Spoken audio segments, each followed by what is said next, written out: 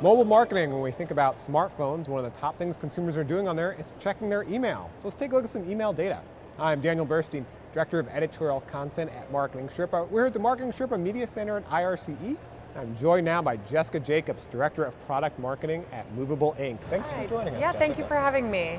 So while we're here at IRCE, we figured it might make sense to do a few video charts of the week. So Chart of the Week is a newsletter MarketingSherpa produces every week, as a name might make you believe. And we work with different vendors and different people in the industry to get some interesting data to share with you, and then give you some advice on how you can put that data into action. And the data we're going to talk about today is about opens and conversions on mobile devices. Yes. So give us an idea, where did you get this data?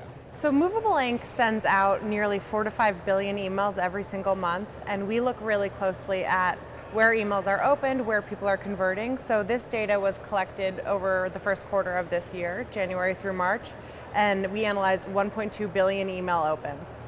Excellent, and then as for the conversions, how many conversions? On the conversions, we looked at 57,000 different purchases that were driven by email, so direct attribution, opened on their phone, clicked through, and made a purchase. Or on their computer. Sure, well, yeah, speaking of the computer, I mean, there's a lot of data there, so we can learn. So still, computer, about 30% of people are opening on their computer? Yes, so the desktop is still the primary single shopping experience and destination, but for the first time ever, we've seen that mobile conversions are starting to climb. And that's big, not just opens, you're saying actual conversions. Oh and yeah, purchases. absolutely. So we've started to see, people have been calling the year of the mobile probably since 2012. We do this research every single quarter, and this is for the first time that we've seen conversions actually climbing. You're not just opening and looking on your phone, but you're driven to action and engagement by content that you see. Okay. And when we look at the specific devices, I mean, it's not surprising to see a lot of people are opening on iPhones, but less people are actually converting on iPhones and opening. With Android, it's the opposite. They're getting less opens, but their conversions are much higher in comparison. Yeah, I think when brands are effectively optimizing for mobile, they're creating an email experience that ties to the on-site shopping experience. The Android conversions may be driven by the aesthetics and how the site renders on their site, where there might be limitations still on iPhone, but both really have shown large conversion numbers. Okay, and are there some things that you're seeing marketers do to specifically target one of the OSs over another? I think we talked about app downloads. Yeah, absolutely. So you and I spoke briefly about responsive design. We're seeing brands are optimizing their entire mobile experience specifically for a device. So besides making buttons bigger and easier to read, they can drive someone that opens on an iPhone to go to the App Store. They can do the same for an Android, do device targeting.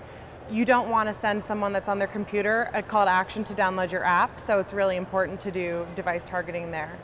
Okay, and what about tablets? So we're seeing, the iPad is there as well, Android much smaller, but surprisingly there's also less conversions on the tablet than opens. I would think tablet would be an easier way to purchase. Yeah, so it's interesting, we saw 15% of opens happening on the iPad out of the entire universe of phones, tablets, etc., which was lower than what we've seen in the past.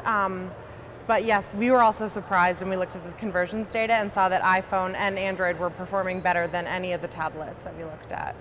Okay, and so when we talk about responsive design in the email, I assume it's important to carry that through this site, right? So if you have a responsive email, people click through and they go to this just jumble page where it's not easy to convert, it would be difficult. Yeah, absolutely, and I think that as we see the conversion data climbing higher and higher on smartphones, that's pointing to the fact that brands are now creating much better mobile shopping experiences. So there's only so much that you can do with email if someone's opening it, but like you said, you have to create an experience that it's easy to do what you want to do, to see the products, to actually fill out your credit card information, etc.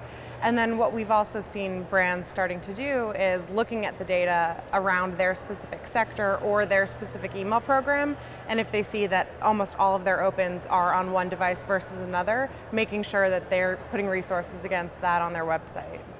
Okay, and then when we talk about responsive design and also looking at the different devices and device types, so now there's this growth of the phablet, right?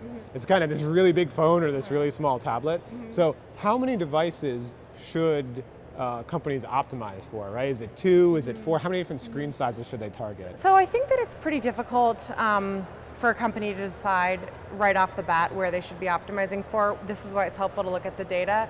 Right now, most of the companies that we work with are optimizing purely for desktop and mobile to start.